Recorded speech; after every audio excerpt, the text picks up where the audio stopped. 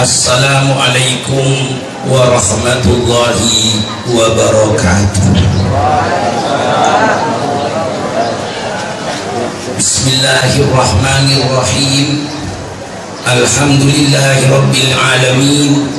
Wassalatu wassalamu ala asrafil anbiya'i wal mursalin, Sayyidina wa habibina wa syafi'ina wa maulana Muhammad wa ala alihi wa ashabihi ajma'in. Subhanaka la ilma lana illa ma 'allamtana innaka antal alimul hakim. La haula wa la quwwata illa billahil aliyyil azim. Amma ba'd. Para alim ulama yang saya muliakan, para habaib yang saya muliakan, Bapak Wakil Gubernur dan yang mewakili yang saya muliakan dengan seluruh jajarannya, baik dari Kapolres, dari militernya, seluruh camat dan lurah-lurah yang hadir yang saya hormati. Hadirin sekalian yang berbahagia, pada pagi hari ini saya hitung selama 2 hari, ini pidato saya yang kelima, yang setiap pidato itu 2 jam kali 5, saya sudah berpidato 10 jam selama 2 hari ini. Tidak tahu yang sekarang itu berapa menit atau berapa jam, Allahu a'lam bishawab. Hadirin sekalian yang berbahagia, kita memperingati Maulid junjungan kita Nabi besar Muhammad sallallahu alaihi wasallam dengan dasar karena kita cinta kepada Rasulullah. Oleh sebab itu, sebelum saya mengutarakan tentang Maulid Nabi, saya ajak seluruhnya mari pasang niat terlebih dahulu. Mengapa saya ajak pasang niat? Karena Allah Subhanahu wa ta'ala melihat perbuatan hambanya itu, yang terutama dilihat oleh Allah itu niatnya apa. Ketika Sayyidina Umar ibnul Khattab radhiyallahu anhu membaca ayat-ayat suci Al-Quran yang berkenaan dengan hijrahnya Rasulullah dari Mekah ke Madinah, di mana Allah Subhanahu wa ta'ala memuji orang-orang yang hijrah itu tidak kurang dari 9 kali Allah memujinya. Innal ladzina amanu wa hajaru wa jahadu, dan seterusnya, diulang-ulang. Kemudian Sayyidina Umar ibn Khattab bertanya, ya Rasulullah, apakah semua orang yang hijrah dari Mekah ke Madinah seluruhnya mendapat pahala dari Allah? Ini dalam ilmu hadis disebut asbabul wurudnya dari hadis ini. Kemudian Rasulullah lalu menjawab pertanyaan Sayyidina Umar itu dengan sabdanya yang diriwayat oleh Al-Imam Bukhari radhiyallahu anhu dari sahabat Abi Hurairah radhiyallahu anhu, bersabda Rasulullah sallallahu alaihi wasallam, innamal a'malu binniyat wa innamal likulli imri'in ma nawa. Faman kanat hijratuhu ila Allahi wa rasulih fa hijratuhu ila Allahi wa rasulih. Faman kanat hijratuhu ila dunya yusibuha aw imra'atin yankihuha fa hijratuhu ila ma hajar ilaihi.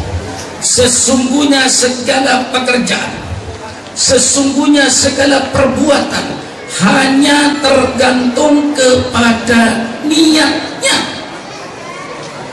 Dan setiap manusia itu hakikatnya hanya mengikuti niatnya, irama hatinya.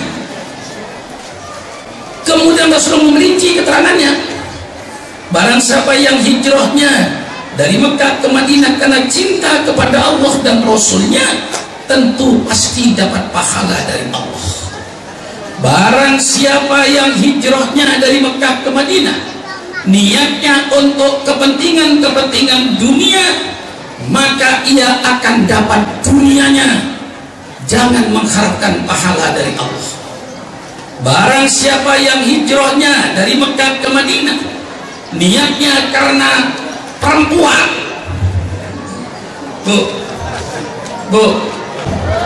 Bu, matanya melotot dipanggil nggak nyawa.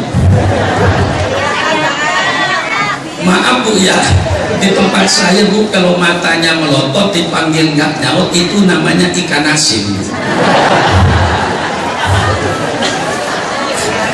Saya panggil ibu karena ada hadis di sini, au imroatin, barang siapa yang hijrahnya niatnya karena perempuan, hijrah ke Madinah, niatnya ingin kawin dengan gadis-gadis yang ada di Madinah. Sabdanya Rasulullah, ia akan dapat nikahnya dengan perempuan itu. Jangan mengharapkan pahala dari Allah. Apa sebabnya? Fahijratuhu ila ma hajara ilaihi. Karena hijrahnya itu tergantung pada niatnya hijrah.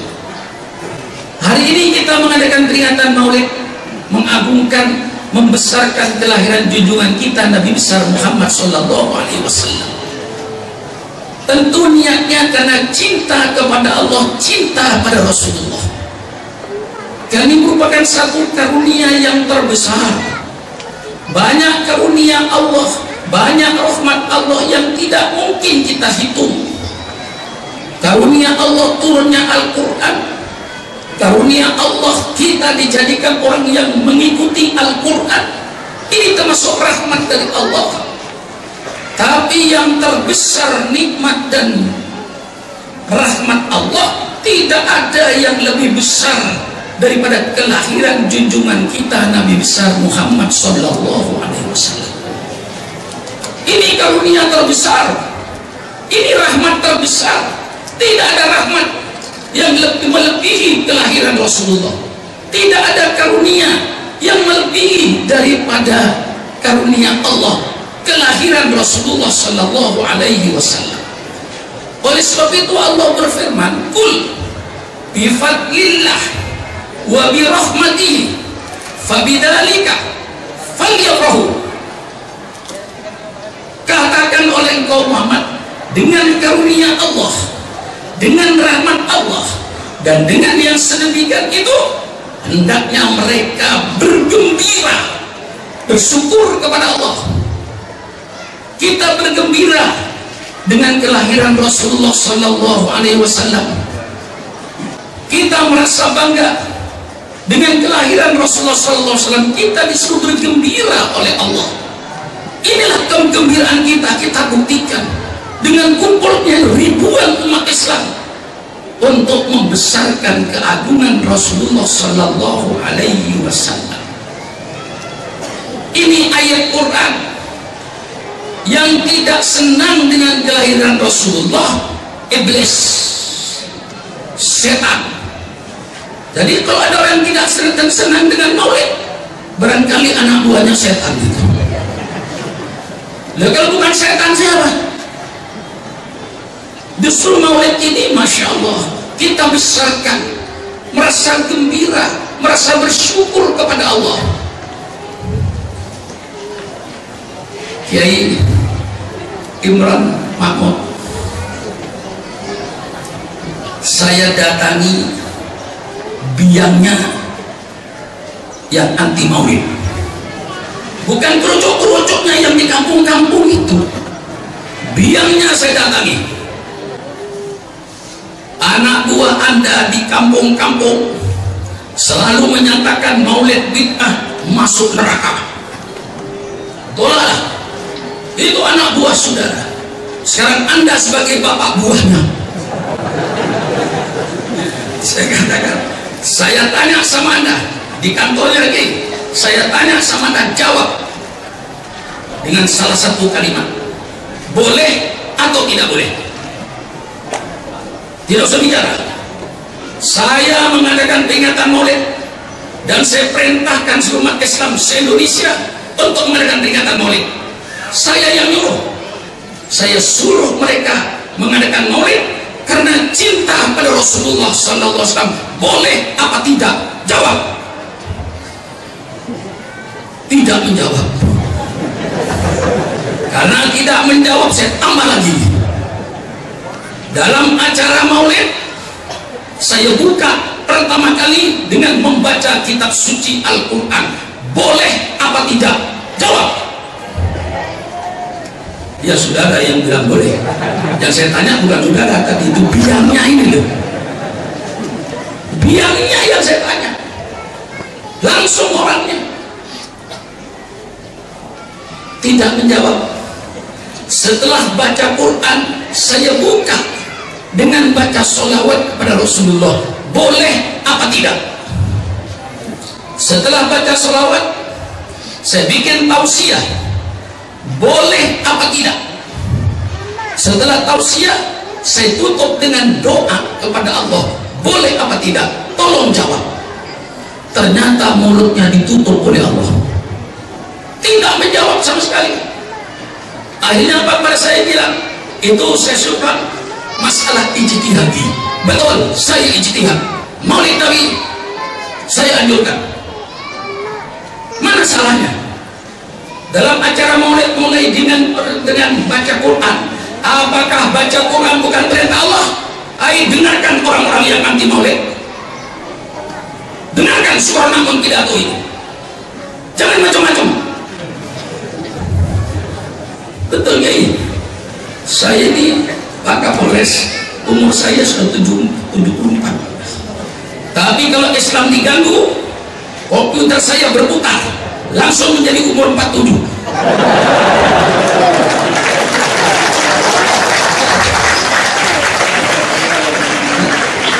Jangan mengganggulah. Umat Islam sedunia sudah mengadakan maulid dengan tenang, dengan khusyuk. Masya Allah. Hari Ibu diperingati, 17 Agustus diperingati. Untung tidak ada hari Bapak. Kalau hari Bapak diperingati tiap hari. Nah bapak-bapak yang banyak berjuang, dari banyaknya Bapak ditinggal. Dengan perempuan agak jarang berjuang, hari Ibu diadakan. Itu sekian. Apalagi kelahiran Rasulullah yang kita baca ini. Apakah baca Quran itu bukan perintah dari Allah? Apakah baca sholawat itu bukan perintah dari Allah? Apakah tausiah itu bukan perintah dari Allah? Apakah doa sebagai penutup itu bukan perintah dari Allah? Seluruhnya perintah Allah. Mana yang bukan perintah Allah? Mengapa Anda katakan itu tidak benar? Dan disinilah Kiai, umur saya berputar jadi 47 hari ini. Nah saudara-saudara, inilah kita pasang niat cinta kepada Allah. Bagaimana tidak cinta kepada Allah yang menciptakan langit dan bumi dan yang menciptakan manusia. Subhanallah, kau bukan hanya menciptakan syukuran makmun manusia, tetapi kau ciptakan pula apa yang dibutuhkan untuk hidup manusia. Subhanallah, sawahnya terhampar, kebunnya terhampar, tumbuh-tumbuhan apapun saja di Indonesia tumbuh. Tidak ada tanah yang sesubur Indonesia ini. Masya Allah, alhamdulillah. Hei bangsa Eropa, kalau kau punya apel, kami punya apel. Hai bangsa Eropa, kalau kau punya anggur, kami punya anggur. Tapi kau tidak bakalan punya.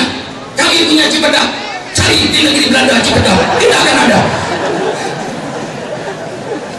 Kita punya durian, kita punya semangka, kita punya Masya Allah duku. Subhanallah, alhamdulillah. Di bawah perut buminya Al-Mukarram Haji Mansur paling mengerti. Perut buminya, batu baranya, besinya, minyaknya, gas buminya untuk masak. Subhanallah, negara Indonesia negara yang terkaya dan termakmur di dunia. Cuman pertanyaannya, mengapa kok masih banyak jutaan bangsa Indonesia yang miskin? Perlu dijawab? Perlu dijawab? Maaf pejabat, karena Indonesia sampai detik ini masih banyak dipimpin oleh maling-maling dan perampok-perampok rakyat.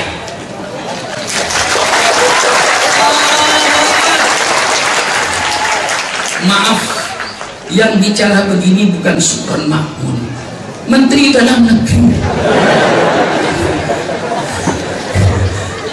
Menteri Dalam Negeri bilang dalam reformasi ini termasuk 325 kepala daerah maling. Kita doakan mudah pemimpin-pemimpin Kalimantan Selatan tidak termasuk yang 325. Ya, pejabat negara, kepala daerah kurang lebih 540 lebih. Dari 540 lebih 325 yang maling. Mana lebih banyak, Pak? Yang maling dan yang bukan maling? Kita doakan pemimpin kita di Kalimantan Selatan mudah-mudahan tidak termasuk yang 325. Amin. Amin. Dan ini saudara-saudara, bagaimana tidak cinta pada Rasulullah? Rasul yang menunjukkan jalan yang benar. Ini halal, ini haram. Ini jalan yang diridhoi oleh penciptanya. Masya Allah. Pantaslah kalau bulan Rabiul Awal umat Islam bangkit untuk memperingati maulid ini, karena rasa cinta pada junjungan kita Nabi besar Muhammad Sallallahu Alaihi Wasallam.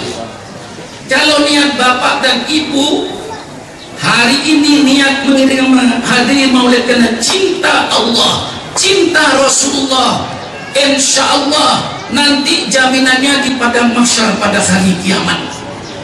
Apa jaminannya? Rasulullah bersabda, almar'u ma'aman ahabbah yaumal qiyamah. Manusia, tiap manusia nanti akan dikumpulkan oleh Allah bersama-sama dengan orang-orang yang dia cintai dahulu di dunia. Siapa yang menjadi idolanya, siapa yang menjadi figurnya, yang diikuti dan yang ditaati, itulah nanti yang akan menjadi kawannya di akhirat. Maaf kalau saudara mencintai bintang-bintang film porno, karena cintanya dengan bintang film porno, nonton film porno, lupa sholat maghrib, lupa sholat isya, baca majalah porno, lupa membaca kitab suci Al-Quran. Jangan khawatir, nanti pada hari kiamat akan dikumpulkan oleh Allah bersama-sama dengan bintang-bintang film porno di tengah-tengah api neraka.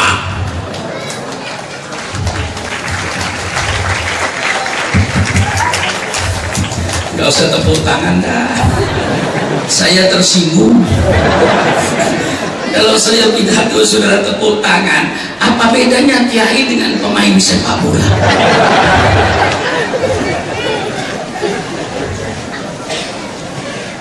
Saya bukan netizen. Kalau saudara tepuk tangannya ganti saja dengan Allahu Akbar, tepuk tangannya ganti saja dengan Subhanallah, insya Allah lebih bagus dari tepuk tangan. Ya, saya tersinggung tadi. Kalau saya pemain sepak bola aja. Kalau saudara mencintai bandar-bandar judi, mencintai bandar-bandar narkoba, mencintai bandar-bandar minuman keras, jangan khawatir, nanti oleh Allah akan dikumpulkan bersama-sama mereka di tengah-tengah api neraka.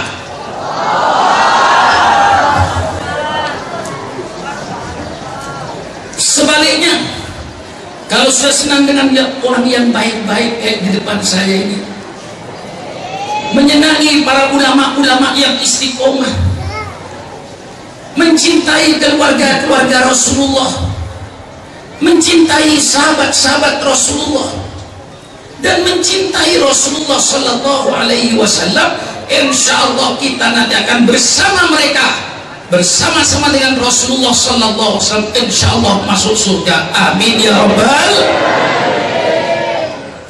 Ini jaminannya. Maka niat yang pertama.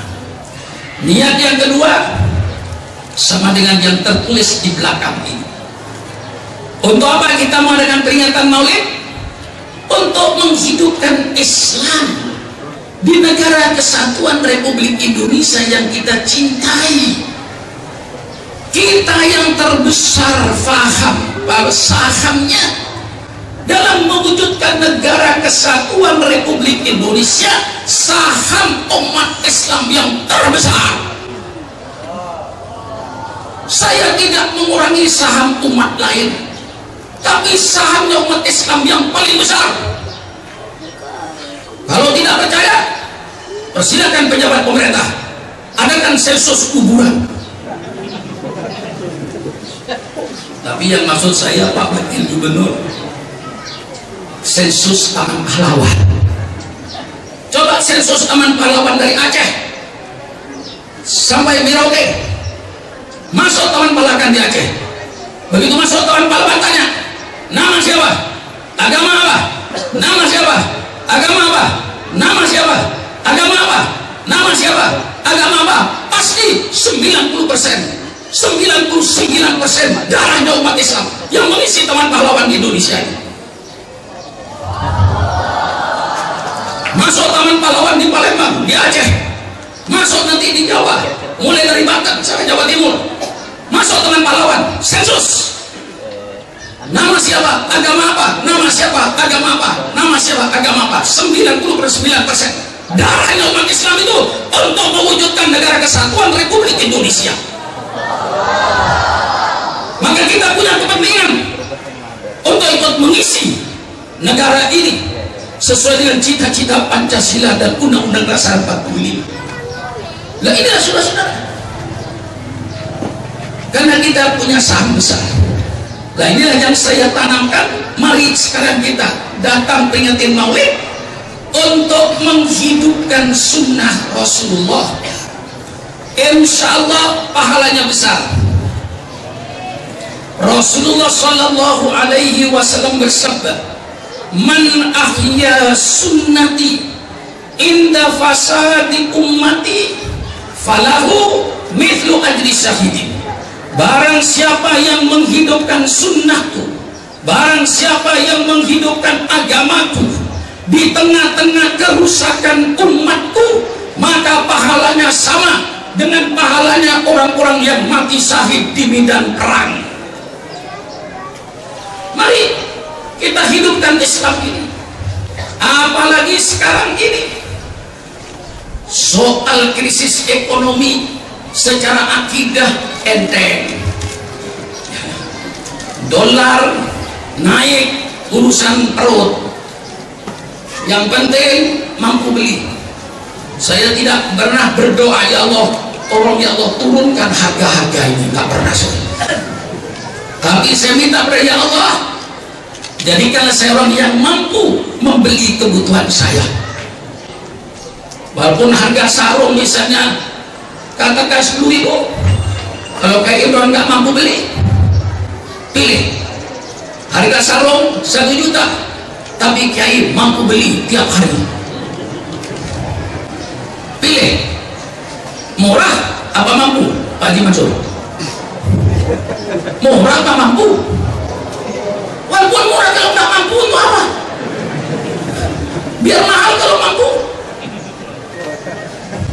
Saya tidak pernah berdoa minta murah harga cabai, nggak pernah saya. Masa kepada ya Allah turunkan cabai yang terlalu kecil itu. Minta kepada Allah itu yang luar biasa. Ya Allah, bikinlah saya ya Allah yang mampu untuk mengatasi kebutuhan hidup saya dengan anak-anak saya. Selesai, harga tidak jadi soal. Yang penting mampu. Sudah. Sekarang ini krisis akhlak di kalangan remaja, pergaulan bebas di kalangan remaja, krisis kepemimpinan, tengah-tengah kerusakan umat semacam ini. Saya minta pemerintah Kalimantan Selatan bersama-sama dengan para alim ulama, mari kita hidupkan sunnah Rasulullah agar Kalimantan Selatan hidup aman, sejahtera, tidak ada masalah. Mari kita hidupkan ini. Ini ajakan saya.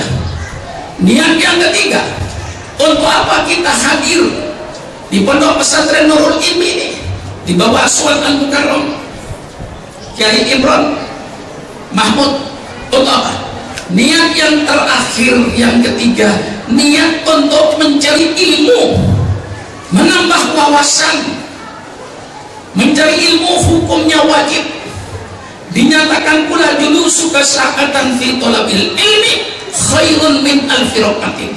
Dudukmu 1 jam menuntut ilmu khusyuk tekun, insyaallah pahalanya lebih bagus dari sholat 1000 rakaat. Bu, kuat enggak sholat 1000 rakaat? Hah? Bapak-bapak, kuat enggak sholat 1000 rakaat? Boro-boro 1000 rakaat. Sholat tarawih yang 23 rakaat.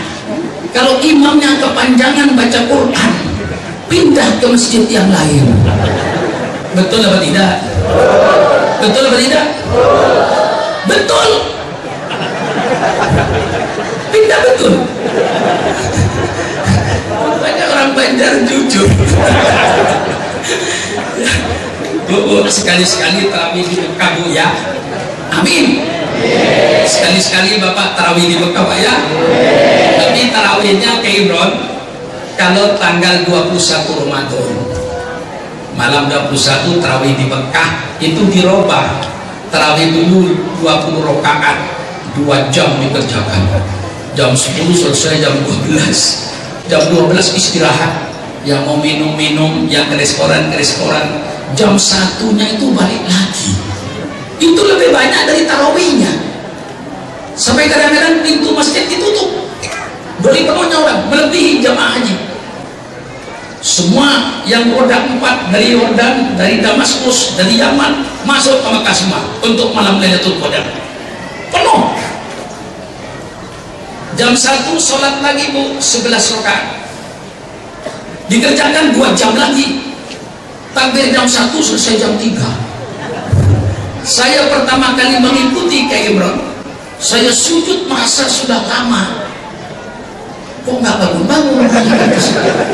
Saya lihat kiri ke kanan masih sujud semua. Saya kira saya nggak mendengar orang bangun. Sujud yang kedua saya hitung nih. Subhana rabbiyal a'la wa bihamdi, subhana rabbiyal a'la wa bihamdi, sampai 33. Saya tidak pernah tarawih di pesantren Darul Ilmi, tapi kalau saya ditanya, insya Allah jawab saya Pak Haji Mansur tepat. Bagaimana tarawihnya? Pondok pesantren Darul Ilmi 23 rakaat. Surat apa yang dibaca Pak Kiai? Tahu saya. Tarawih yang pertama, rakaat pertama setelah qala dhalim mesti alhaakumut takatsur. Betul. Rakaat kedua mesti dulu. Sholat tarawih yang kedua, rakaat pertama mesti wal asr. Rakaat kedua nggak usah ditanya, sudah pasti dulu. Itu namanya surat langganan tahunan. Ada langganan harian, ada langganan mingguan, ada langganan bulanan. Rupanya kayak Imron mempunyai langganan tahunan. Pokok alha ke belakang tunggu Ramadan mesti dibaca urut. Nah, itu namanya langganan tahunan. Maka saudara kayak nggak usah dirubah lah. Kalau di rumah kan nanti sujud 33, baca suratnya panjang, nanti assalamualaikum makmum bubar. Besok nggak ada lagi yang datang, pindah. Ini kalau ngajinya bener, niatnya bener, mudah-mudahan Allah kasih pahala lebih bagus dari sholat 1000 rakaat. Amin ya robbal. Saya belum ceramah, baru niat. Kan saya ngajak niat kan. Niat dulu. Pertama niat karena cinta kepada Allah dan Rasulnya. Yang kedua niat untuk menghidupkan Islam. Yang ketiga niat untuk cari ilmu. Belum ceramah saya. Baru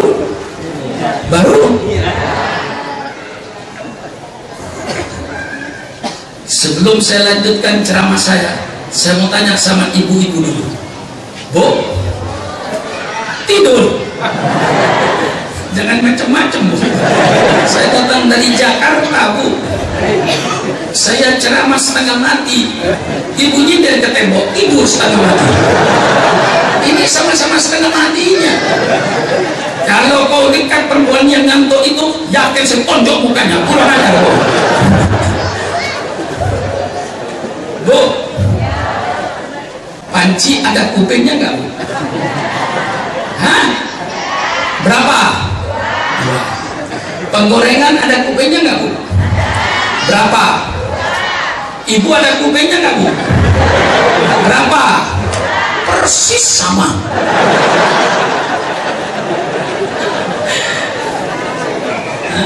Sama, Bu, ya? Sama. Tidak sama, Pak Kiai. Kalau kuping panci Pak Kiai untuk pegangan, kalau kuping penggorengan Pak Kiai untuk pegangan, kalau kuping saya Pak Kiai untuk mendengarkan nasihat. Betul? Kalau kupingnya tidak dipergunakan untuk mendengar nasihat, berarti kuping ibu sama dengan kuping panci. Bu, kuping orang apa kuping panci? Kuping orang apa kuping panci? Kalau kuping orang saya lanjutkan ceramah saya. Kalau kuping panci berhenti saya. Untuk apa pidato di depan kuping panci? Kuping orang apa kuping panci? Kuping orang. Terus kita memperingati Maulid Rasulullah Sallallahu Alaihi Wasallam sebagai Nabi yang terakhir. Kalau saya gambarkan agama Islam ini sebagai satu bangunan yang kokoh besar, tempat berlindungnya umat manusia. Pertanyaannya, siapa yang membangun Islam? Jawabannya, yang membangun Islam 25 Rasul. Jangan sudah berkeyakin bahwa yang bangun Islam itu hanya Nabi Muhammad. Keliru imannya itu. Yang membangun Islam 25 Rasul. Pembangunan Islam dimulai zaman Nabi Adam, dilanjutkan oleh Nabi Nuh, dilanjutkan Nabi Ibrahim, Nabi Musa, Nabi Isa, sampai Nabi yang terakhir 25 itu junjungan kita Nabi besar Muhammad SAW. Mereka itu yang membangun Islam. Nabi Muhammad datang finishing. Apa finishing itu? Apa bahasa? Saya itu selalu finishing bahasa Maduranya apa ya? Bahasa Indonesianya apa ya? Finishing itu menyempurnakan bangunan, menyempurnakan bangunan terakhir. Dengan datangnya Rasulullah, pembangunan Islam selesai. Terakhir, maka ada Muhammadun aba ahadim min rijalikum walakin Rasulullah wa khataman nabiyyin. Bukanlah Rasulullah hanya sebagai bapak seseorang, tetapi beliau adalah Rasul dan sebagai penutup para nabi. Setelah Nabi Muhammad tidak ada lagi nabi setelah itu. Dalam kitab Shahihu Muslim, dalam bab Muhammad Khatamun Nabiyyin, bersabda Rasulullah Sallallahu Alaihi Wasallam, "Mathali wa mathalul anbiya kamathali man bana baitan wa ana akhiru man wada'aha dilabina." Perumpamaan saya dan nabi-nabi sebelum saya itu cuma ibaratkan orang yang membangun sebuah rumah. Sayalah yang meletakkan batu terakhir, tanda pembangunan selesai. Karena pembangunan selesai, Allah deklarasikan pembangunan ini didasari dengan tauhid. Fondasinya tauhid. Seluruh seruan para nabi sama. Nabi Adam mengajak umatnya beriman kepada Allah, pencipta alam semesta, sujud kepada Allah, bukan sujud kepada Nabi Adam. Nabi Adam bersama-sama dengan umatnya sujud kepada Allah. Datang Nabi Nuh, apa seruan Nabi Nuh? Sama, mengajak umat manusia beriman kepada Allah pencipta alam semesta, sujud hanya kepada Allah, bukan sujud kepada Nabi Nuh. Dan Nabi Nuh bersama-sama dengan umatnya sujud kepada Allah. Datang Nabi Ibrahim, seruannya sama, Nabi Ibrahim mengajak umat manusia beriman kepada Allah pencipta alam semesta, sujud kepada Allah, bukan sujud kepada Nabi Ibrahim. Dan Nabi Ibrahim bersama-sama dengan umatnya sujud kepada Allah. Datang Nabi Musa, seruannya sama. Nabi Musa mengajak umat manusia beriman kepada Allah, sujud kepada Allah, bukan sujud kepada Nabi Musa. Dan Nabi Musa bersama-sama dengan umatnya sujud kepada Allah. Datang Nabi Isa alaihissalam, yang oleh saudara saya disebut Yesus Kristus. Apa seruan Nabi Isa? Menurut Al-Quran, seruan Nabi Isa sama dengan seruannya Nabi Musa, sama dengan seruan Nabi Ibrahim, sama dengan seruan Nabi Nuh. Tidak ada bedanya. Nabi Isa mengajak umat manusia untuk beriman kepada Allah pencipta alam semesta, sujud kepada Allah, bukan sujud kepada Nabi Isa. Dan Nabi Isa bersama-sama dengan umatnya sujud kepada Allah. Datang junjungan kita Nabi besar Muhammad sallallahu alaihi wasallam. Apa seruan Nabi Muhammad? Sama dengan seruannya Nabi Isa, sama dengan seruan Nabi Musa, sama dengan seruannya Nabi Ibrahim. Nabi Muhammad mengajak umat manusia beriman kepada Allah pencipta alam semesta, sujud kepada Allah, bukan sujud kepada Nabi Muhammad. Dan Nabi Muhammad bersama-sama dengan umatnya sujud kepada Allah. Ini agama yang benar. Yang beda apa, Kiai? Bukan beda. Syariat Allah itu diturunkan, Kiai, sesuai dengan perkembangan manusianya. Tidak diturunkan sekaligus, diecer oleh Allah. Nih, kamu sekarang ini, nanti ini, nanti ini. Maka zaman Nabi Adam tidak ada undang-undang Malik. Mengapa zaman Nabi Adam tidak ada undang-undang Malik? Karena zaman Nabi Adam tidak ada Malik. Mengapa tidak ada Malik? Karena tidak ada orang. Betul ya? Siapa yang mau nyolong zaman Nabi Adam? Nggak ada Banjarmasin, nggak ada Jakarta, nggak ada Surabaya, nggak ada Malaysia, nggak ada Mesir. Yang ada dunia. Milik siapa? Milik Nabi Adam dengan Siti Hawa berdua. Siapa yang mau merampok? Kagak ada perampok. Nggak perlu syariat waktu itu. Syariat cuma sujud kepada Allah, selesai. Zaman Nabi Adam tidak ada undang-undang perkawinan yang sesempurna kita sekarang ini. Mengapa zaman Nabi Adam tidak ada undang-undang perkawinan? Karena pada zaman Nabi tidak ada orang kawin. Mengapa tidak ada orang kawin? Hah? Mengapa tidak ada orang kawin? Ya tidak ada orang. Ya Imran, mau baca Fathul Bari? Baca zaman Nabi Adam, muharramatun nikah, perempuan-perempuan yang haram dinikah, perempuannya kagak ada. Yang mau nikah juga kagak ada, tidak diturunkan oleh Allah. Datang Nabi Nuh, sempurnakan. Datang Nabi Ibrahim, sempurnakan.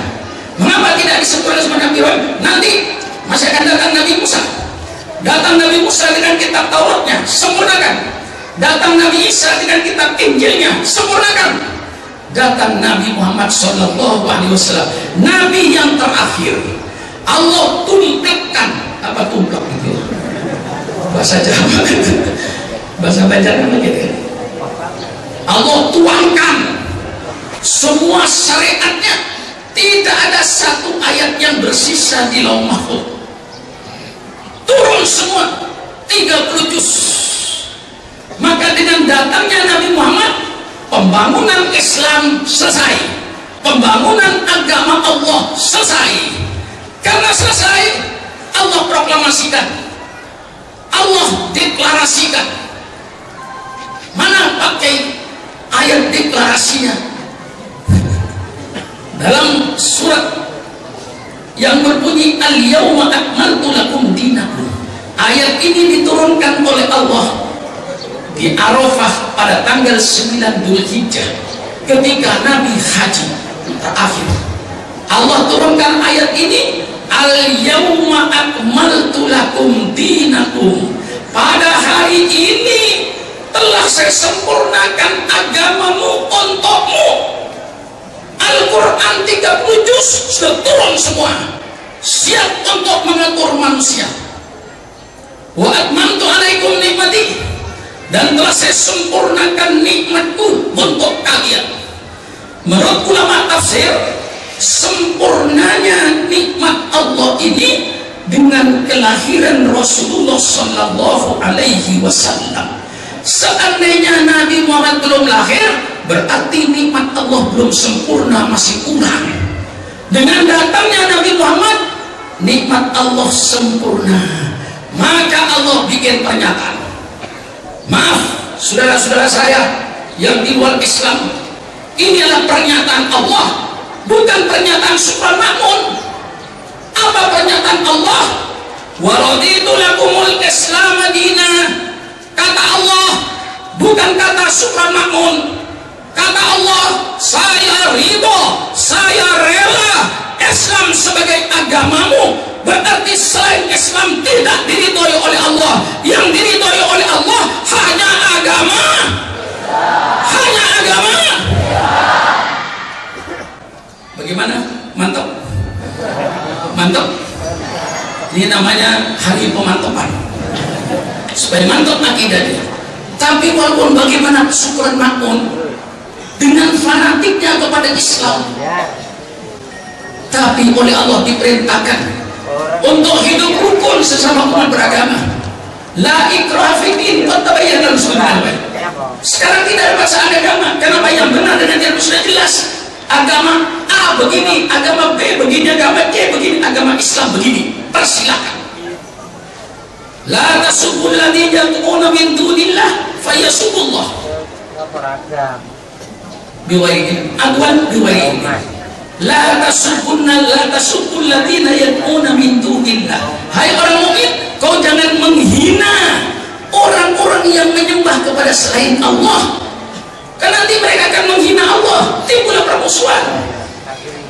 Melalui peringatan Maulid ini, mari bangsa Indonesia yang serba pluralistik, bermacam-macam agama, bermacam-macam suku, saya ajak melalui peringatan Maulid, mari kita semua sebagai satu bangsa hidup rukun, saling hormat menghormati, saling harga menghargai antar umat beragama. Tapi bukan berarti membenarkan semua agama. Membenarkan semua agama murtad.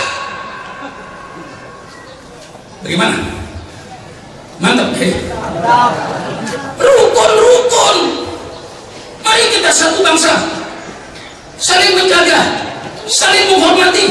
Umat gereja acara Natalan persilakan, kami jangan mengganggu, hormati mereka. La tasubbul ladzina yad'una min dunillah. Ini ayat Quran.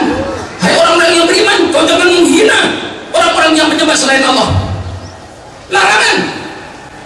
Maka saya serukan melalui Maulid ini, mari kita hidup di Indonesia saling hormat menghormati, saling harga menghargai antar umat beragama. Tapi bukan berarti kita membenarkan semua agama. Membenarkan semua agama murtad, kafir. Bagaimana? Mantap? Mantap? Kalau ada profesor doktor berkata semua agama sama, semua agama benar, profesor doktor murtad. Kalau ada kiai surbannya 6 meter, lalu pidato semua agama sama, semua agama benar, kiai murtad, kiai kafir. Gimana? Mari kita hidup rukun, saling hormat menghormati, tapi akidah jangan dibus, jangan dirubah. Betul apa tidak? Karena sekarang banyak yang mau memurtadkan dengan kedok intelektual. Semua agama sama, semua agama benar. Hai orang yang berkata semua agama benar, apakah orang yang menyembah selain Allah itu juga benar? Akidah tidak benar, akidah tidak sama. Kok dikatakan sama? Kita wa ilahukum ilahu wahid. Orang Kristen maaf dengan trinitasnya, Tuhan Bapa, Tuhan Anak, Ruhul Kudus. Orang Hindu dengan trimurtinya, Dewa Brahma, Dewa Wisnu, Dewa Siwa. Persilakan. Apakah ini sama dengan wa ilahukum ilahu wahid? Akidah tidak sama. Mengapa kau katakan sama? Ibadat tidak sama. Orang Kristen hari Minggu pergi ke gereja, sepatunya dipakai, betul? Pacaran boleh Pak polisi dengan pacarnya ke gereja boleh. Di gereja nyanyi, persilahkan. Kita hargai, kita hormati mereka. Jangan kita celah. Umat Islam hari Jumat pergi ke masjid, sepatu dicopot, pacaran tidak boleh. Jangan Jumat bawa pacaran, PNS nggak boleh. Sampai di masjid kita berdoa, tahiyatan masjid, dengarkan khotib berkhutbah, sholat Jumat, tidak ada nyanyi. Samakah saudara kita orang Kristen yang ke gereja hari Minggu dengan orang Islam hari Jumat pergi ke masjid? Sama apa tidak? Sama apa tidak? Mengapa kau katakan sama? Matamu yang buta. Lihat kenyataan itu. Bukan marah, ngasih tahu. Betul atau tidak? Saudara kita pergi ke kelenteng. Saya pernah masuk kelenteng, Pak Haji Mansur, tapi nggak mempraktekkan, cuma tanya caranya. Diajar saya untuk serahkan sama Muhammad, sehingga Muhammad menjadi orang yang terkaya di negeri ini. Abu Thalib tanya sama ponakanmu, maunya apa? Kalau ponakanmu ingin kawin dengan gadis-gadis yang cantik di negeri Mekah ini, saya kumpulkan semua anak perawan di negeri Mekah ini. Ponakanmu tinggal pilih, mau kawin berapa saja, persilakan, asal dengan syarat berhenti menjalankan agamanya. Ini nabimu. Kalau seandainya ini ditawarkan sama ustadz-ustadz sekarang, kira-kira gimana ya? Kira-kira gimana kira-kira Imran? Kalau ditawarin begini ke Imran, kira-kira gimana ya? Nah ini nabimu, uswatun hasanah, suri teladan. Apa jawabnya Bu? Bu, itu lagi. Saya kesini disuruh ceramah Bu, bukan membangunkan ibu tidur itu. Bu, apa jawaban Rasulullah? Kasih tahu pamanku kepada si kafir kulis itu, letakkan matahari di tangan kananku, letakkan bulan di tangan kiri. Aku tidak akan berhenti memperjuangkan Islam. Tinggal pilih, saya hidup atau Islam hidup, atau saya mati Islam hidup. Tidak ada pilihan. Inilah sebabnya Islam jadi besar, diperjuangkan. Karena tidak berhasil, politik robah lagi dengan politik pengusiran. Dia rapat di Darul Nadwah, kira-kira 50 meter dari Pancoran Masjid. Itu diadakan rapat, pemimpin-pemimpin Quraisy mengadakan rapat rahasia, rapat tertutup. Dalam tafsir Tabari, dalam tafsir Abi Hayyan dijelaskan iblis ikut hadir berupa manusia, berpakaian rapi. Orang Mekah tidak ada yang kenal. Ditanya, siapa kau? Saya dari Najd. Untuk apa? Saya dengar Anda mau mengadakan rapat untuk menghadapi Muhammad, maka saya datang untuk nyumbang pikiran. Masuk. Rapat-rapat ditulis di Quran. Ini rapatnya itu ditulis. Wa in yamkuru bikal ladina kafaru liyuthbituka aw yaqtuluka aw yukhrijuka wa yamkurullah wallahu khairul makirin. Tatkala mereka rapat mengadakan tipu muslihat, sudah kumpul semua tokoh Quraisy, keluarlah usul liyuthbituka, tangkap saja Muhammad, masukkan rumah, kunci dari luar, tidak boleh keluar. Kalau tidak dipenjara, Muhammad akan masuk desa, keluar desa, dia akan banyak pengikutnya. Tangkap Muhammad, masukkan penjara. Iblis angkat tangan. Maaf, usul Anda tidak benar. Tidak ada gunanya Muhammad ditangkap. Mengapa? Keluarganya bangsa Quraisy, bangsawan. Apa bangsawan itu? Bangsawan itu bangsa yang ada di awan, gak turun-turun. Di awan. Bangsawan pasti dibela oleh sukunya nanti. dikeluarkan oleh sukunya, tidak ada gunanya Muhammad ditangkap. Baik, usir saja Muhammad ke luar negeri supaya tidak ada di negeri Mekah. Kita usir supaya keluar.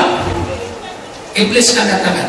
Ini usul berbahaya, karena kalau Muhammad diusir ke luar negeri, nanti di luar negeri dia berdakwah. Begitu pengikutnya nanti banyak, pasti negeri kami akan diserang dari luar negeri. Bahaya usulmu ini. Ditangkap nggak ada gunanya, diusir bahaya.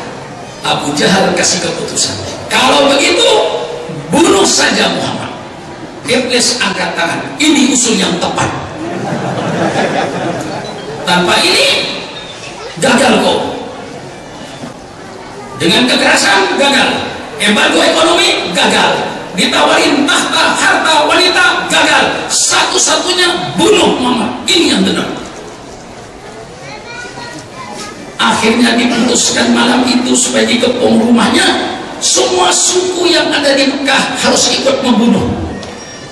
Dikumpulkan orang Banjar, dikumpulkan orang Madura, dikumpulkan orang Makassar, dikumpulkan orang Sunda, kumpulkan orang Jawa, harus semua ikut membunuh. Dan nanti darahnya minum oleh semua kepala suku supaya tidak ada perang suku, semuanya damai, kata Abu Jahal. Kumpulkan semua suku, pemuda-pemudanya dengan pedang terhunus, dijaga Nabi Muhammad. Keluar, potong leher. Subhanallah. Di tengah-tengah pada malam itu, di tengah malam malaikat Jibril turun. Ya Rasulullah, perintah Allah, kau tinggalkan kota Mekah malam ini juga. Coba kira-kira Ustaz, gimana perasaannya seandainya Ustaz yang jadi Nabi Muhammad? Dikepung, tidak bisa keluar, tapi Allah perintahkan keluar. Tentu dengan wahyu Allah, membaca surat wa ja'alna min baini aydihim saddan wa min khalfihim saddan fa'usaynahum fahum la yubsirun. Ada nggak di Quran? Ada nggak di Quran? Surat apa? Pasti ingat, sebab surat langganan juga. Iya. Ibu-ibu, Pak Kiai lama nggak baca Yasin. Pak Kiai, mengapa Bu nggak baca Yasin? Nggak ada orang mati-mati di kampung. Di perempuan nggak bener. Ada orang mati, tidak ada orang mati, malam Jumat baca Yasin. Wa ja'alna min baini aydihim sadda wa min khalfihim sadda fa'asaynahum fahum la yubsirun. Telah kami jadikan di depan mereka tutup, di belakang mereka tutup, mereka matanya tertutup, tidak bisa melihat. Rasulullah baca qul bin falaq, qul bin nas, ngambil pasir, dilempar, mereka tertidur semua. Dengan pedang tetap dipegang, matanya merem, tertidur semua. Maka bapak-bapak dan ibu-ibu, Bu, kalau mau keluar rumah Bu, malam-malam Bu, kalau agak khawatir, bacalah surat ini. Mudah-mudahan orang yang bermaksud jahat tidak melihat pada kita. Orang yang mau masuk jahat sama Supranamut, kelihatan Supranamut kayak kucing, tentu nggak diapa-apakan, selamat. Atau kelihatan Supranamut kayak tikus, selamat saya. Kalau kelihatan Supranamutnya mau dibacok, maka baca surat ini. Wa ja'alna min baini aydihim saddan wa min khalfihim saddan fa'asaynahum fahum la yubsirun. Mudah-mudahan orang yang bermaksud jahat tidak melihat kita. Tapi kalau ada orang mau ngasih duit, jangan baca ayat ini. Kalau orang mau ngasih duit, maka boleh mau ngasih duit. Kalau saya bacakan ayat itu, saya nggak kelihatan, dia gagal dia ngasihnya. Ini ayat baca Rasulullah keluar bersama mereka Jibril. Subhanallah. Bersama Sayyidina Abu Bakar. Sayyidina Abu Bakar diajak Rasulullah malam itu meninggalkan kota Mekah. Beliau tidak memikirkan rumahnya, tidak memikirkan keluarganya, tidak memikirkan hartanya. Keluar dari rumah, berangkat dengan Rasulullah, semuanya ditinggal. Inilah yang dibuktikan hadis Rasulullah Sallallahu Alaihi Wasallam, la yu'minu ahadukum hatta akuna ahabba ilaihi mimmalihi wa waladihi wa walidihi wa nasi ajmain.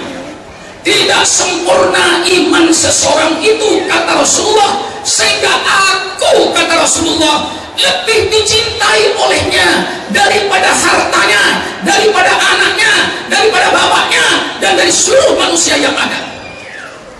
Saya tidak melarang ibu mencintai suaminya. Bu, cinta gak sama suaminya? Yang tidak menjawab mudah-mudahan dicerai.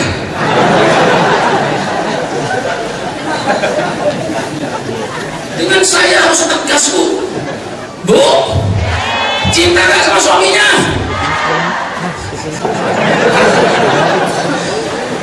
Bapak-bapak, cinta gak sama istrinya? Yang tidak menjawab berarti punya cadangan di luar rumah.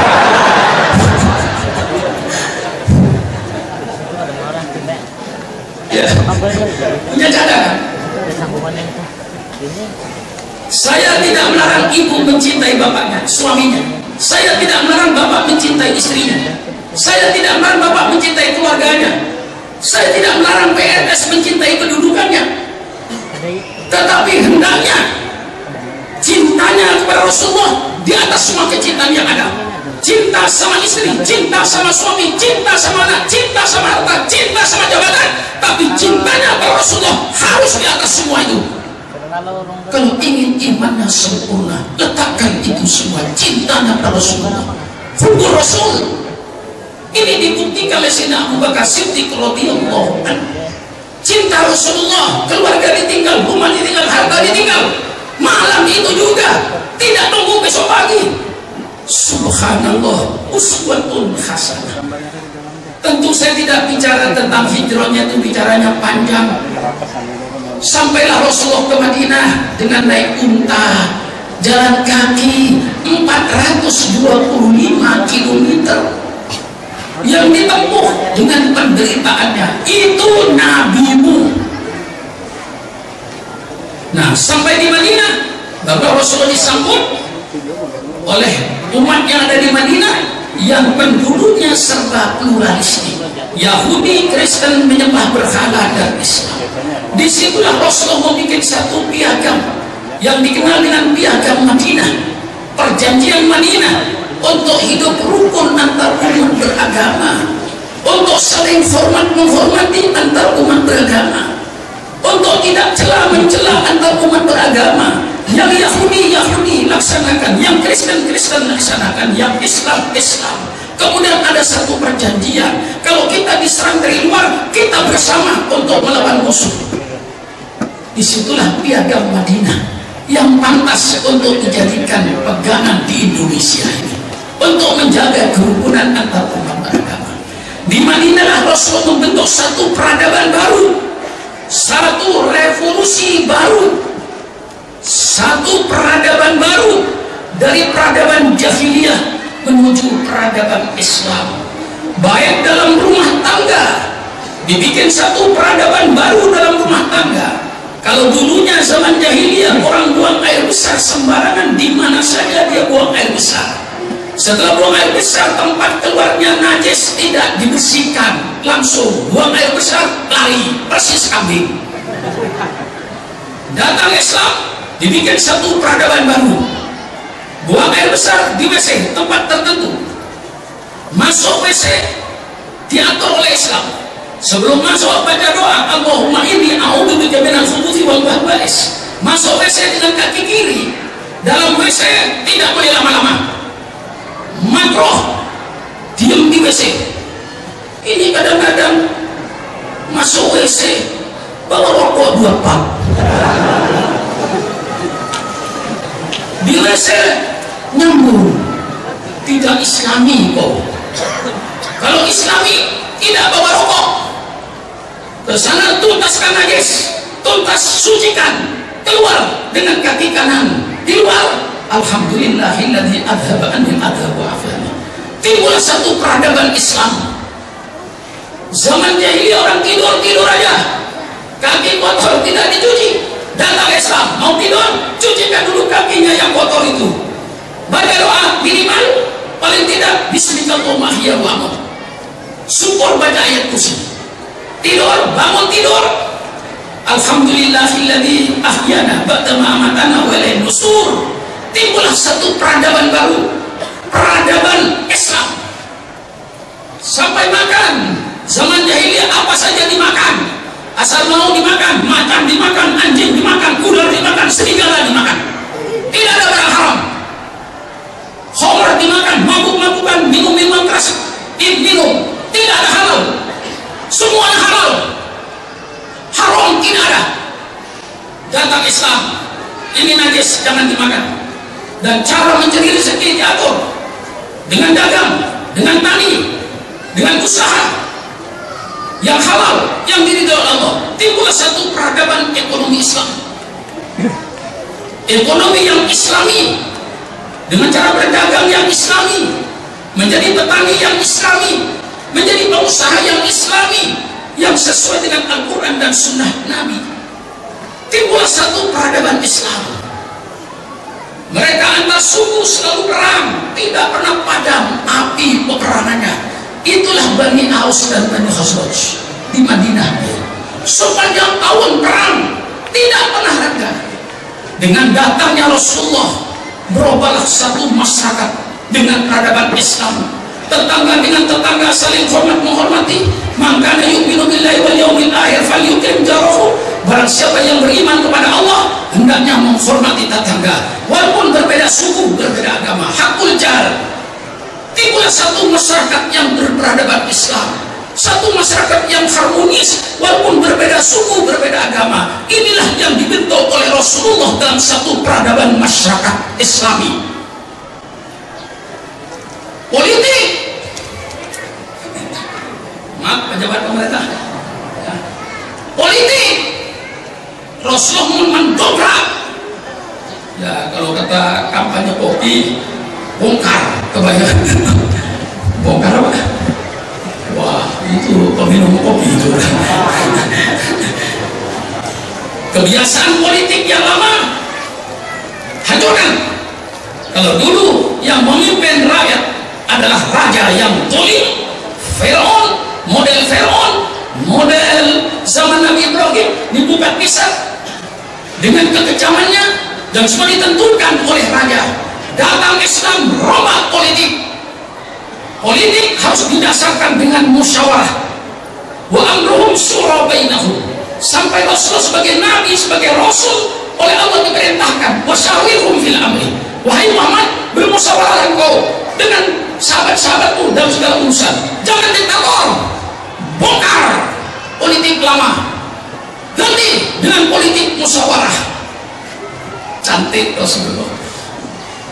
Sistem kepemimpinan rombak. Jangan mengangkat pejabat karena dia senang. Jangan mengangkat pejabat karena keluarga. Angkat pejabat yang profesional. Quran bicara, innallaha ya'murukum an tu'addul amanati ila ahliha wa idza hakamtum bainan nas an tahkumu bil adli. Kata Al-Quran, serahkan jabatan kepercayaan itu kepada orang yang ahlinya, yang profesional.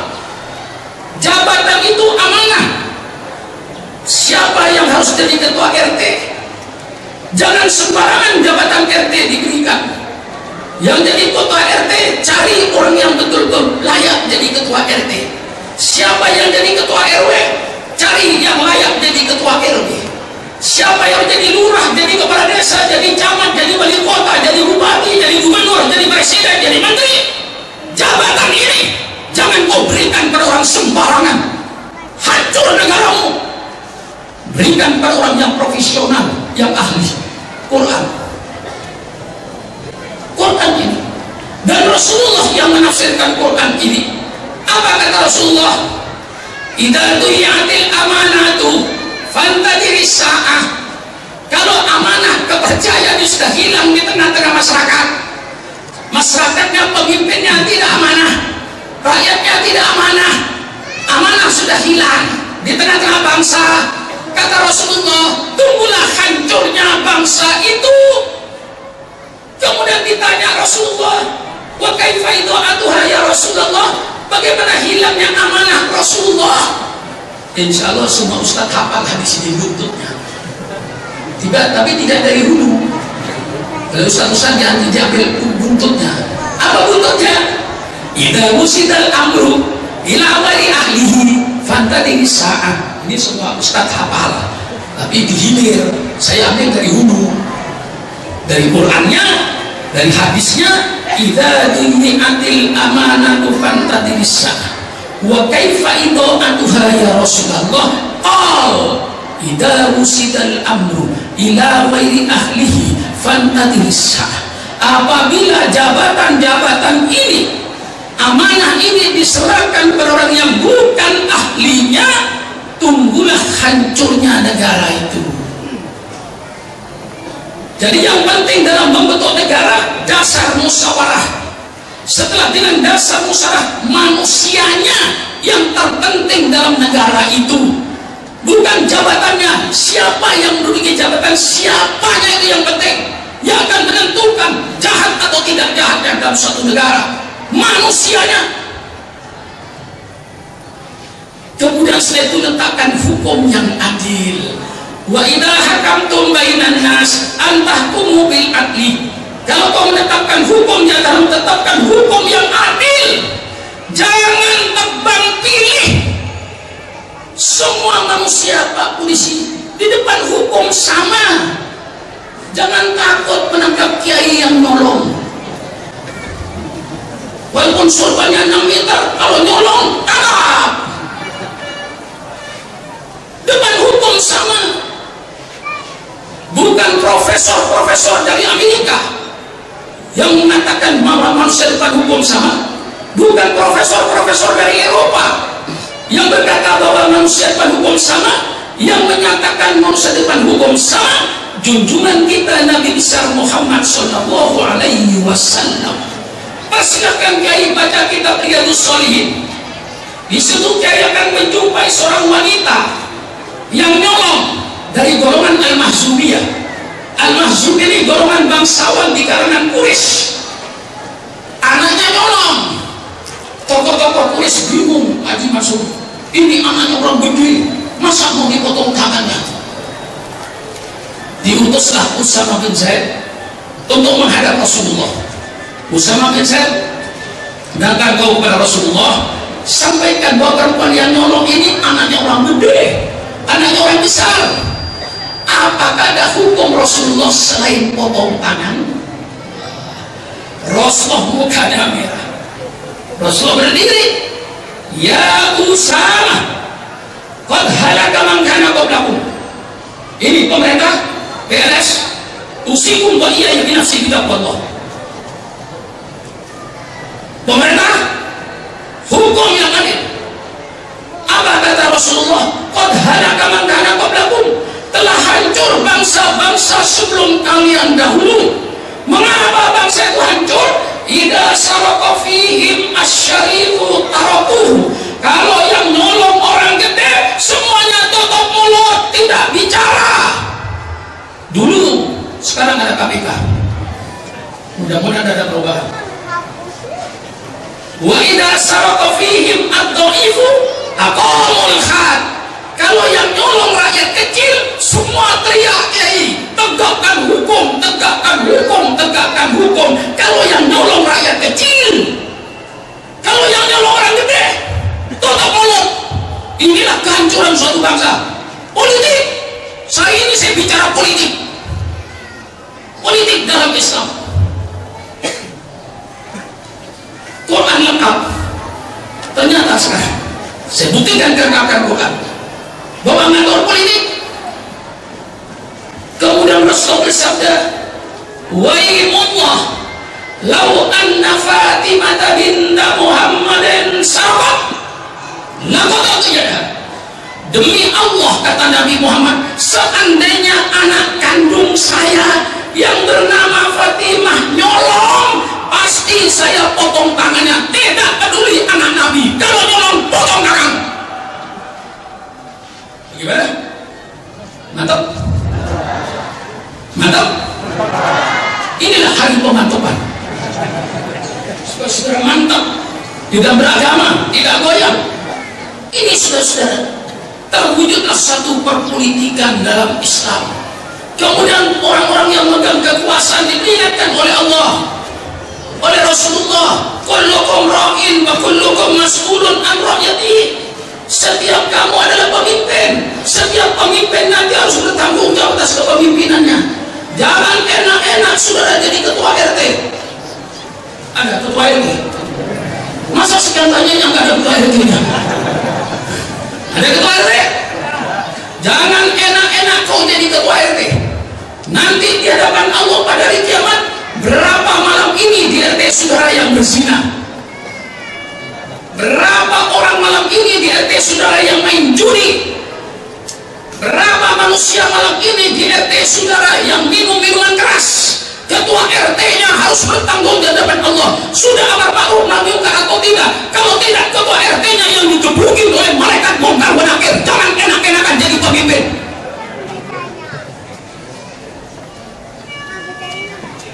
Kok sepi? Kayak gak ada yang hadir.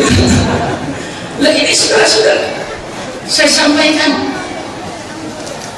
Allah memperingatkan, termasuk pada surah Namun, semua yang merasa menjadi pemimpin umat diingatkan, man yastar'ihillahu lahu ra'yatan yamutu yawma yamutu wa ghassun li ra'yatihi haramallahu alaihi jannah. Barang siapa yang Allah jadikan pemimpin, kemudian pemimpin itu mati, di tengah-tengah pemimpin itu mati sedang menipu terhadap rakyatnya, pemimpin semacam itu haram masuk surga. Hadis. Ketua RT, ketua RW, lurah, camat, usikum wa iyaya binafsi bitaqwallah. Man waliya min amri ummati fasyaqqa alaihim fashquq alaihim. Barang siapa yang mengurusi urusan umatku, kemudian dia mempersulit urusan umatku, nanti pemimpin semacam itu akan dipersulit oleh Allah di padang mahsyar. Apa betul? Depan polisi, kami siap melayani. Jangan minta dilayani.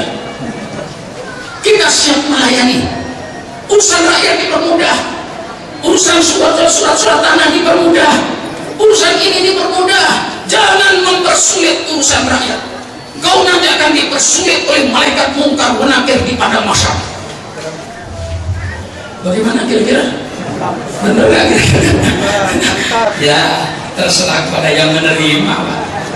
Ya kalau ada air jeruk kita semprotkan, yang sakit siapa? Yang luka, Pak. Kalau yang nggak luka tenang-tenang aja. Betul atau tidak? Saya cuma menyampaikan kewajiban saya. Saya terlanjur jadi kiai. Tapi bukan menyesal. Saya terlanjur jadi kiai, artinya risiko apapun saja harus saya terima. Mulai Bung Karno saya pidato kiai, sampai zaman Soeharto, sampai sekarang ini. Soekarno saya tentang land reform waktu itu, dan PTI mau dikasih senjata, saya lawan itu. Zaman Soeharto apalagi keluar masuk tahanan, tapi tidak pernah kapok. Saya pernah oleh Pak Harto disimpan di bawah tanah supaya cepat matang. Ya kalau orang kampung mumpung pisah ini, pisah itu cepat matang diapakan? Dibikinin lubang di tanah itu, tutup dengan sampah supaya cepat matang. Saya pernah oleh Pak Harto disimpan di bawah tanah biar cepat matang. Begitu keluar dari lubang, wow tambah matang saya. Dikira tadi ngeper, tidak, tambah matang sampai sekarang. Bu, tidur lagi. Bu, kalau ibu ditanya siapa penceramah yang paling tua di negara Republik Indonesia, ibu jawab Pak Supron Makmun, pasti benar. Ya, ya Bu ya, paling tua saya. Cuma kelihatannya gimana Bu, tua apa muda? Kalau bapak tahu saat itu tidak jadi ukuran kalau bapak. Ukuran tua muda itu sama tanya sama perempuan. Kira-kira kelihatannya tua apa muda Bu? Jangan macam-macam. kenceng jawabanmu. Yang bilang tua itu yang benar. Terima kasih. Terima kasih. Yang bilang muda itu jelas naksir saya itu. Itu namanya perempuan mata keranjang. Kali matanya katarak. Setua saya, masih ada bilang muda katanya, dasar mata keranjang. Udah, itu urusan mata keranjang lah. Saya pernah pidato dengan Ustadz pidato, saya duduk di kursi. Laki-laki dikritik habis-habisan. Nggak sadar kalau saya itu ada mungkin. Gadis-gadis, fatayat-fatayat, hati-hati kok dengan laki-laki zaman sekarang. Saya tersinggung. Dan saya ini laki-laki zaman sekarang, bukan laki-laki zaman raja-raja Majapahit dulu, bukan. Laki-laki zaman sekarang, laki-laki pandai merayu, tidak bertanggung jawab, laki-laki buaya, laki-laki mata keranjang. Maka fatayat-fatayat, gadis-gadis, hati-hati kok dengan laki-laki zaman sekarang. Kalau ada laki-laki tersenyum, kau jangan gampang-gampang tersenyum. Salah-salah kau nanti kena senyuman buaya. Ya Allah, laki-laki di buaya. Padahal nggak ada buaya tersenyum tuh, nggak ada. Begitu saya dipanggil, dipersilakan naik. Sambil berjalan saya berpikir, dilawan apa tidak ya? Dilawan apa tidak ya? Dilawan apa tidak? Hah? Dilawan apa tidak? Dilawan apa tidak? Tidak. Saya sadar kalau saya laki-laki, untuk apa melawan perempuan? Pak Supron Makmun menang. Melawan siapa? Melawan perempuan. Menang yang tidak ada nilainya, maka tidak saya lawan, malah saya hukum. Pidato Ustazah tadi menang. Memang laki-laki zaman sekarang, laki-laki pandai merayu, tidak bertanggung jawab, laki-laki buaya, laki-laki mata keranjang, betul. Cuma saya minta pertanggungan jawab pada kaum ibu. Hai kaum ibu, kalau kau sudah tahu laki-laki mata keranjang, mengapa kau mau dikeranjangin?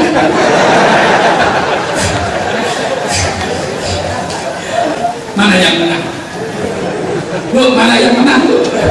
Udahlah, nggak ada menangnya, yang penting saudara ngerti sendiri dah. Nah, saudara, itu urusan kerajaan.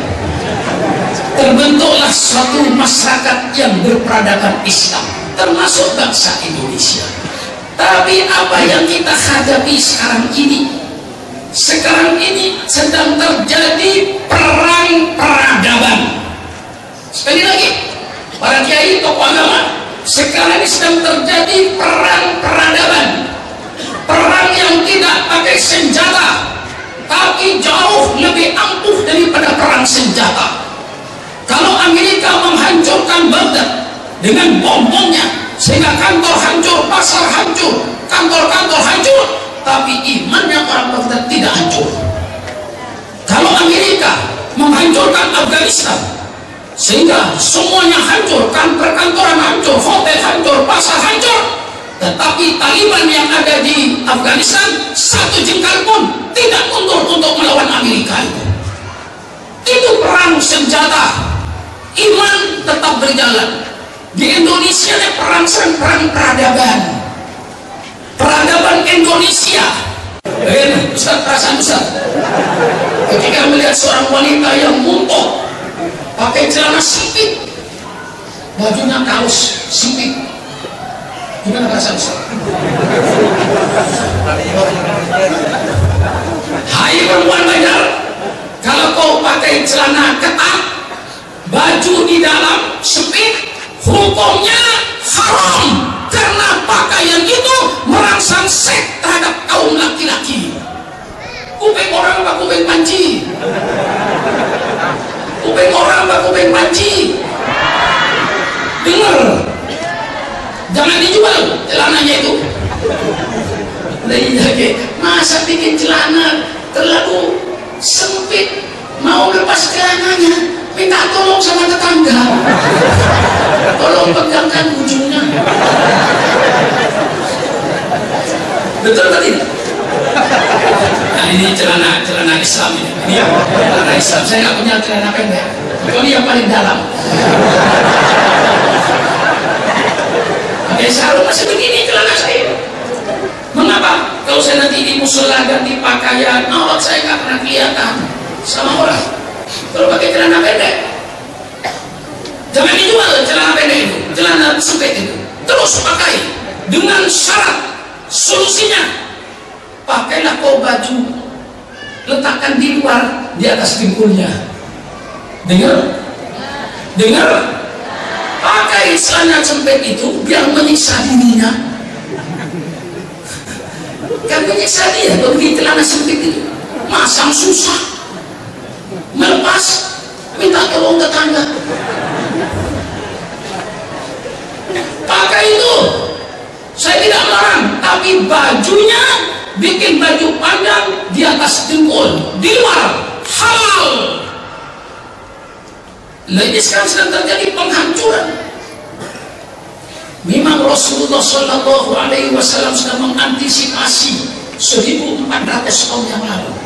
Inna mimma akhafu alaikum ba'di ma yuftaru alaikum min zaratid dunya wa zinatiha. Sabdanya Rasulullah, sesungguhnya di antara yang saya takuti terhadap umatku nanti setelah saya meninggal dunia, kalau Allah sudah membukakan ilmu pengetahuan dan teknologi, sehingga dunia nanti akan menjadi indah, dunia nanti akan menjadi cantik. Banjarbaru sekarang bukan Banjarbaru 40 tahun yang lalu. Banjarmasin sekarang bukan Banjarmasin 50 tahun yang lalu. Sudah dirombak oleh teknologi dengan jalan layangnya, dengan mobil-mobilnya, dengan lampu-lampu listriknya. Ini Rasulullah sudah bersabda 1400 tahun yang lalu. Di antara yang saya takuti terhadap umatku nanti setelah saya meninggal dunia, kalau Allah sudah membukakan ilmu pengetahuan, sehingga nanti dunia akan menjadi indah, akan menjadi cantik. Ini sabda Rasulullah, wa ma yantiqu 'anil hawa in huwa illa wahyu yuha. Ini terjadi sekarang, Pak. Terjadi pergeseran nilai. Dulu orang Banjar kalau mau nonton bioskop mesti ke Banjarmasin. Sekarang tiap rumah ada bioskopnya. Bukan tiap rumah, Pak Polisi, tiap kamar ada bioskopnya. Takut berantem repot dengan bapaknya. Anaknya senang film sinetron, bapaknya senang baca berita, rebutan remote. Supaya tidak rebutan remote, beli bioskop lagi. Supaya pembantu rumah tangganya tidak mengganggu majikannya, beli bioskop sendiri. Satu rumah bisa ada 5-6 bioskop. Iya Pak ya? Iya Pak ya? Film yang ditontonkan film apa? Kebanyakan yang porno-porno. Disinilah saudara perang peradaban yang sedang terjadi sekarang ini dahsyat. Nah, ibu dulu kalau mau beli es, mau dagang es, ngambil di Banjarmasin ke pabrik es. Sekarang masya Allah, tiap rumah ada pabrik es. Betul? Mau bikin es, tinggal masukkan lemari tutup, besok jadi es. Masya Allah, tidak pakai guru. Ini teknologi. Dulu orang kaya apapun saja kayanya, tidak ada yang punya telepon di Indonesia. Yang punya telepon cuma kantor kecamatan. Teleponnya pakai telepon. Kering, belum apa-apa. Kering, belum apa-apa. Kering, baru kantor pos nyambut. Dari mana? Dari Sukarmakmur. Tolong sambungkan ke Kiai Imron di Banjarbaru. Baik, tunggu. Duduk saya setengah jam baru nyambut. Sekarang subhanallah, orang cari rumput di tengah sawah bawa handphone. Orang jual mie bawa handphone. Orang jual martabak bawa handphone. Handphone bukan barang mewah. Bukan mewah dan bukan orang kaya yang punya HP itu. Tukang rumput pun punya, tukang BK punya. Dulu biar orang sekali berbagi Mansur tidak punya telepon, mau telepon kantor kecamatan. Sekarang telepon di saku. Telepon di saku. bisa bicara ke seluruh dunia. Alasan apa Anda tidak percaya kalau Allah itu Sami'un Basir? Kalau Allah Maha mendengar, alasan apa? Karena saya ingat betul Aisyah itu maki-maki Siti Aisyah, maki-maki Siti Hafsah subhanallah. Tapi katanya Islam, Anif bin Adabib. Datang lagi yang ngaku Nabi. Ini semuanya dalam rangka melemahkan umat Islam di Indonesia. Yang dulu kompak Islam ahli sunnah wal jamaah, sekarang subhanallah. Bukan itu saja, masukkan lagi paham yang dibungkus dengan peti emas, dibungkus dengan benang sutra, seolah-olah itu pendapat yang bagus. Apa itu? Tadi yang dikatakan oleh protokol itu, liberalisme dan HAM. Kebebasan adalah hak asasi manusia. Ini bukan ajaran Quran, ini bukan ajaran hadis. Liberalisme dan HAM ajaran yang datang dari Barat, bukan milik bangsa Indonesia. Bangsa ini cukup dengan Pancasila dan Undang-Undang Dasar 45. Tidak perlu kita meniru budaya-budaya Barat. Dimasukkan kebebasan dan asasi manusia untuk menghancurkan anak bangsa ini. Dalam Islam tidak ada itu. Wa ma khalaqtul jinna wal insa illa liya'budun. Tidak saya ciptakan manusia dan jin kecuali untuk beribadat kepada Allah, sujud kepada Allah. Kalau Syukran Makmun sudah menyatakan asyhadu an la ilaha illallah wa asyhadu anna Muhammadar Rasulullah, berarti Syukran Makmun hidupnya tidak bebas, dibatasi oleh perintah Allah yang wajib saya kerjakan, dibatasi dengan larangan Allah yang wajib saya jauhi. Tidak ada kebebasan. Kita harus taat pada Al-Quran dan Sunnah Rasulullah. Kalau seorang beragama, orang yang menyatakan kebebasan asasi manusia, itu orang yang tidak beragama barangkali, sehingga hidupnya bebas, mau berzina bebas, mau telanjang bebas. HAM. Liberalisme dan HAM harus dibatasi, Pak Wakil Gubernur, dengan moral, dengan akhlak, dengan agama. Kalau kebebasan adalah asasi manusia, tidak dibatasi dengan akhlak, tidak dibatasi dengan moral, tidak dibatasi dengan agama, itu berarti sekarang sedang terjadi pembinatangan bangsa Indonesia. Bangsa Indonesia mau dijadikan kerbau, bangsa Indonesia mau dijadikan kambing, bangsa Indonesia mau dijadikan ayam. Persilakan bebas, berzina bebas. Kebebasan yang tidak pakai batas hanya untuk binatang dan orang gila. Ingin bebas? Ingin bebas? Gila. Biar nyolong. Kalau gila tidak bakal ditangkap oleh polisi. Saya jamin. Bebas. Mau nyolong ke? Bebas. Gila.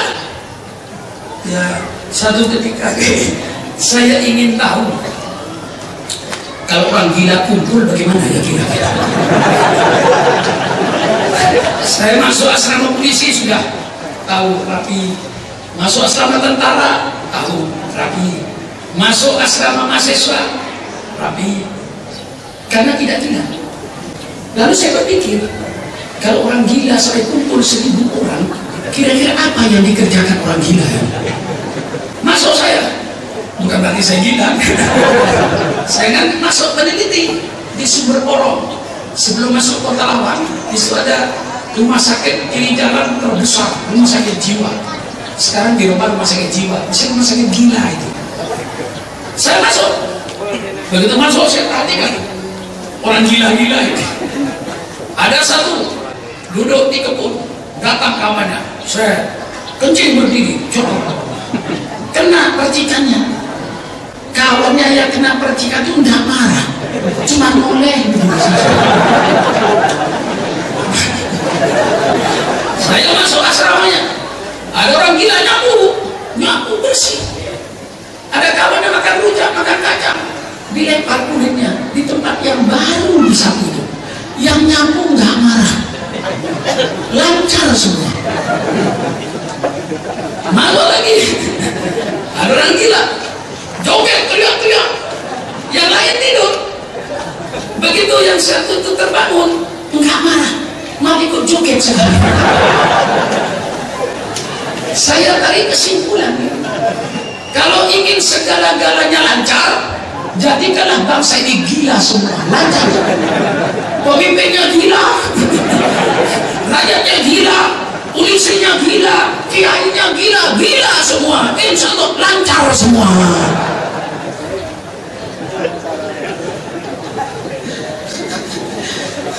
Jadi kalau ingin lancar, tidak ada amar ma'ruf nahi munkar, gampang.